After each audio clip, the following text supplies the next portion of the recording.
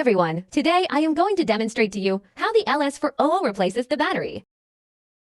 The battery of the LS400 is in this position on the back cover.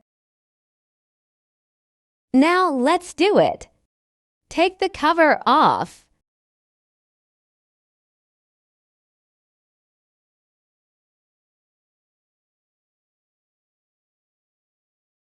Remove the battery that needs to be replaced. Put the new battery on.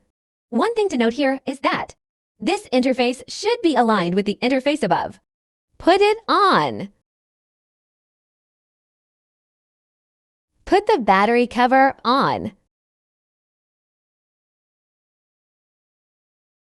Fixing screw.